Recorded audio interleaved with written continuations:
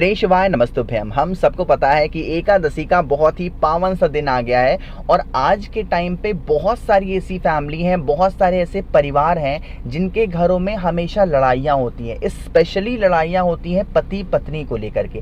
हर छोटी बातों को लेकर किचकिच करना, बहस करना, एक दूसरे के प्रति मतलब एक अलग सी हीन भावना हो जाती है। मैंने तो बहुत सारे घरों में और बहुत सारे लोग मुझे फ़ोन करके ये बताते भी हैं कि भैया ऐसी सिचुएशन हमारे घर में चल रही है। तो किसी भी प्रकार से लड़ाइयाँ, घर में क्लेश लड़ाई होती है, आप इस उपाय को करेंगे। तुलसी के पत्ते पे 2 लोगों के नाम के साथ उपाय करना है। ज़रूरी नहीं है कि ये उपाय सिर्फ पति पत्नी वाले ही कर पाएंगे, नहीं। आपके भाई से आपकी नहीं बनती है तो भी उपाय कर सकते हो, बहन से नहीं बनती है तो, सास से नहीं बनती है, देवरानी जेठानी, किसी से भी आप इस उपाय को बिल्कुल कर सकते हैं ना। लिखा मैंने पति के लिए, पति पत्नी के लिए, क्योंकि मैक्सिमम लड़ाइयाँ पति पत्नी में ही आज के टाइम पे देखी गई हैं, ठीक है ना। देखो थोड़ा समझने की कोशिश करिएगा, ध्यान रखिएगा। ये जो उपाय बताने जा रहा हूँ, ये उपाय स्पेशली हम सभी को करना होता है सिर्फ और सिर्फ एकादशी पे। इसके अलावा आप इस उपाय को कभी और नहीं कर सकते, ठीक है ना। नियम सुनिएगा। स्क्रीन पे आप लोग को तुलसी माता का पत्ता दिखाई दे रहा है। तो इस उपाय के लिए हम लोगों को तुलसी माता के 2 पत्तों की आवश्यकता पड़ने वाली है। कितने पत्ते लोगे भाई? 2 पत्ते। अच्छा हाँ, एक बात और, एकादशी का दिन है तो ये मत करने लगना कि जाना और पत्तों को तोड़ लेना। कभी भी ये गलती आप लोगों को नहीं करनी है। एकादशी के दिन चाहे वो तुलसी माता का पत्ता हो या फिर कोई से भी वृक्ष का पत्ता हो, कभी भी पत्तों को तोड़िएगा नहीं। इन चीज़ों का विशेष ध्यान दीजिएगा, ठीक है ना। तो कितने पत्ते लेने हैं भाई? 2 पत्ते। अब आपको एक बात और पता होगी, एकादशी के दिन हम किन चीज़ों का इस्तेमाल करते हैं? मैक्सिमम हल्दी का इस्तेमाल करते हैं ना। तो आपके पास में या तो पीला चंदन हो, या तो हरी चंदन हो, या फिर आपके पास में नॉर्मल सी हल्दी हो। जो 2 पत्ते लिए हैं, आपको दोनों पत्तों पे इस प्रकार से क्या करनी है? बिंदी लिखनी है। देखो नियम तो होता है नाम लिखने का, लेकिन अब तुलसी माता के पत्ते पे इतने छोटे पत्ते होते हैं, नाम कैसे लिख पाओगे? नहीं लिख पाओगे। तो अगर आप नाम नहीं लिख सकते हो तो एक पत्ते पर एक बिंदी आपको अपने नाम की लगानी है, और जो दूसरा पत्ता है उस पत्ते पे आपसे जिसकी लड़ाइयाँ ज़्यादा होती हों उसके नाम की दूसरी बिंदी वाला पत्ते पे लगा देना, ठीक है ना। 2 पत्ते आपके पास में हैं। अब इन दोनों पत्तों को लेके कहाँ पे जाओगे?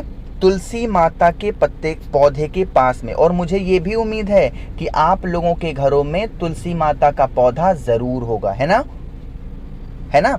अब क्या करना है, जैसे ये तुलसी माता का पौधा आपको दिखाई दे रहा है, यहाँ पर जाइएगा और सबसे एक नियम और बता दूं। कुछ लोग का हैबिट क्या होता है ना, जैसे वो गए तुलसी माता के पास में ना, तो क्या करेंगे, पहला एक ही काम उनको याद रहता है कि 1 लोटा जल चढ़ा देना। ये एक गलत तरीका है। एकादशी के दिन और रविवार के दिन कभी भी तुलसी माता की जड़ में जल नहीं चढ़ाते हैं, वरना दोष लगता है। तो जल तो नहीं चढ़ाना है, लेकिन जो 2 पत्ते हैं ना, उन 2 के दोनों पत्तों को तुलसी माता की क्यारी में डाल देना है। ओम नमो भगवते वासुदेवाय का ध्यान करते हुए, स्मरण करते हुए। दोबारा बता रहा हूँ, किसका ध्यान करोगे? ओम नमो भगवते वासुदेवाय का स्मरण करते हुए आप लोगों को तुलसी माता के दोनों पत्तों को रख देना। रखने के बाद में तुलसी माता की 7 परिक्रमा करेंगे, गिन करके। कितनी परिक्रमा करोगे? 7 परिक्रमा करेंगे। एक नियम और है इस उपाय का।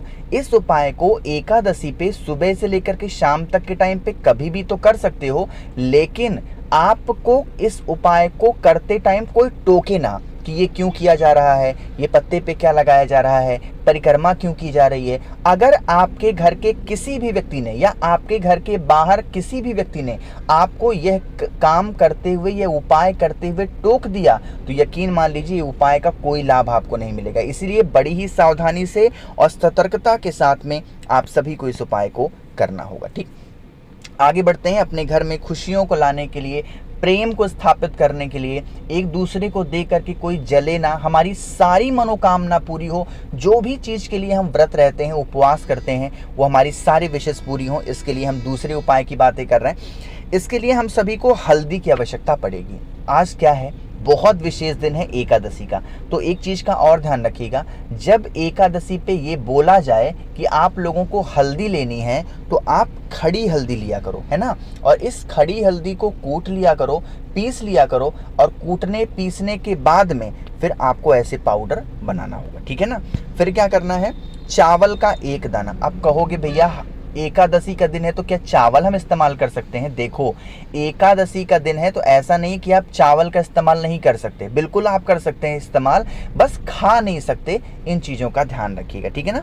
मात्र चावल का एक दाना लेना, तांबे का लोटा लीजिएगा, इसके अंदर जल भरिएगा और जल के ही अंदर चावल का एक दाना आपको क्या करना है, डाल देना है। बात करते हैं कि अब हम उस हल्दी का क्या करेंगे। हल्दी कभी भी महादेव को ऐसे कभी भी नहीं चढ़ाई जाती है। जब कोई बहुत विशेष दिन आए या जब कोई बहुत बड़ी पूजा होती है तो वहाँ पर हल्दी का इस्तेमाल किया जाता है ना। तो ऐसे तो महादेव को चढ़ाना नहीं है, लेकिन जो हल्दी आपके पास में है उस हल्दी की एक बिंदी आपको कहाँ पे लगानी है, जैसे मैं लगा रहा हूँ ना, ऐसे तांबे के लोटे पे, एज सच आपको भी तांबे के लोटे पे हल्दी की एक बिंदी लगानी है और फिर इसे लेकर के महादेव के शिवलिंग के पास में पहुंच जाना है। हम इस उपाय को किसके नाम से करेंगे पता है? जब स्थिति विपरीत हो और हमें कुछ भी समझ में ना आ रहा हो कि आखिर ये चल क्या रहा है हमारे जीवन में, तो वहाँ पर महादेव का एक रूप ध्यान करते हैं और वो रूप होता है अवधूत रूप। कौन सा? अवधूत। इसीलिए अवधूतेश्वर महादेव के नाम से क्या करना होगा, हम लोगों को जो जल है एक चावल के दाने वाला, उसे महादेव के शिवलिंग के ऊपर यह कामना करते हुए चढ़ाना, हे शिव शंभु भोलेनाथ, हमारे घर में, हमारे परिवार में इस प्रकार से समस्या है, प्रॉब्लम है, हमारी ये इच्छा पूरी नहीं हो रही है, आप हमारी इस विशेष को पूर्ण करें, ऐसे विनती कर लेना, ठीक है ना। चलो आगे बढ़ते हैं अब इस वीडियो के हम लोग अपने तीसरे उपाय की तरफ, जो कि ये उपाय भी बहुत स्पेशल है। और ये उपाय स्पेशली हम करने वाले हैं अपने घर के किसी भी रोगी व्यक्ति को बहुत जल्दी ठीक करने के लिए। जैसे ऐसा देखने को मिलता है ना कि इंसान घर में है, वो इंसान कोई बीमार पड़ गया, दवा कराए जा रहे हो, कोई भी दवा खा रहे हो, दवा सूट नहीं कर रही, कोई भी उपाय कर रहे हो, उपाय काम नहीं कर रहा है, तो आप इस उपाय को करिएगा। लेकिन उससे पहले जल्दी से कर दीजिए वीडियो को लाइक। जिसने अभी तक चैनल को सब्सक्राइब नहीं किया, मेरी आवाज़ आप पहली बार सुन रहे हैं, चैनल को ज़रूर सब्सक्राइब करेंगे। अब इस उपाय के लिए हमें मात्र 2 चीज़ों की आवश्यकता पड़ने वाली है। ये उपाय मैंने पहले बता रखा है, बट एकादशी के दिन आप इस उपाय को करते हो तो लाभ ज़्यादा मिलेगा। क्या दिखाई दे रहा है आप लोगों को? यहाँ पर पंचामृत दिखाई दे रहा है। मैं जानबूझ करके क्या करता हूँ, जो पंचामृत होता है ना, उनको मैं अलग अलग दिखाता हूँ। जैसे दही हो गया, दूध हो गया, घी हो गया, मिश्री हो गया, शहद हो गया। इन क्या करना है, आप लोगों को इन्हें आपस में मिक्स कर लेना है, मतलब थोड़ा थोड़ा करके एक छोटी सी कटोरी में बना लेना। पंचामृत बनाने के बाद में हमें एक बेल पत्र की भी आवश्यकता पड़ेगी, जो कहीं से कटी फिटी हुई ना हो। तांबे के लोटे में जल भरिएगा, गंगा जल लेना अनिवार्य है इस उपाय के लिए, इस चीज़ का भी ध्यान रखिएगा। और पहुंच जाइएगा महादेव के शिवलिंग के पास में, फेस रखिएगा उत्तर दिशा, नॉर्थ डायरेक्शन। जो बेल पत्र आपके पास में है, पहले उस बेल पत्र को कुंदकेश्वर महादेव का ध्यान करते हुए महादेव के शिवलिंग के ऊपर चढ़ा देना। और उसके बाद में जो आपके पास में पंचामृत है, उस पंचामृत को बेल पत्र के बड़े वाले पत्ते के ऊपर रखिएगा और फिर इसी पंचामृत को निकाल करके उस व्यक्ति का नाम और गोत्र बोल के महादेव के शिवलिंग के ऊपर लेपन करना। ध्यान रखिएगा, आपको अलग से कोई पंचामृत नहीं लेना है, वही पंचामृत लीजिएगा जो पंचामृत आपने बेल पत्र के बड़े वाले पत्ते पे चढ़ाया था। और फिर जब आप जल चढ़ाओगे तो जल भी किसके नाम का चढ़ाओगे? कुंदकेश्वर महादेव। बेलपत्र चढ़ाएंगे कुंदकेश्वर महादेव का नाम का। जब आप उसके ऊपर पंचामृत चढ़ाएंगे तो उस व्यक्ति का नाम और गोत्र बोलेंगे। लेकिन जब आप जल चढ़ाएंगे तो क्या करना है, या तो श्री शिवाय नमस्तुभ्यम या फिर कुंदकेश्वर महादेव के नाम से जल चढ़ाइए, करना करके देखिएगा। रोग बीमारियां घर में आपके कभी प्रवेश नहीं करेंगी। आखिरी उपाय की बात हम लोग करने जा रहे हैं, जो कि हमारा चौथा उपाय है। ये उपाय स्पेशली हम करेंगे किसके लिए, पहले ध्यान से समझिएगा। आपकी कोई भी ऐसी विशेष हो, कोई भी ऐसी इच्छा हो, आप इस उपाय को करेंगे। इससे पहले भी इस उपाय के बारे में हमने बात की है, दोबारा से कर रहा हूँ। एक बेलपत्र मात्र लेनी है, ज़्यादा नहीं। और आज एकादशी के इस पावन दिन के लिए हम सभी को क्या लेना होगा, इस प्रकार से पीला चंदन लेना है। ध्यान रखिएगा, पीला चंदन कोई सा भी ले सकते हो, सूखा ले सकते हो या गीला ले सकते हो। और साथ ही साथ आप लोग को एक शमी का पत्ता भी लेना है। जल लेकर के पहुंच जाना महादेव के शिवलिंग के पास में। सबसे पहला काम करेंगे, 1 लोटा जल महादेव के शिवलिंग के ऊपर, सबसे पहला काम जल ही चढ़ाएंगे। जल चढ़ाने के बाद में जो पीला चंदन आपके पास में है, जिस जगह पे जल चढ़ाया उसी स्थान पर पीले चंदन से लेपन करेंगे।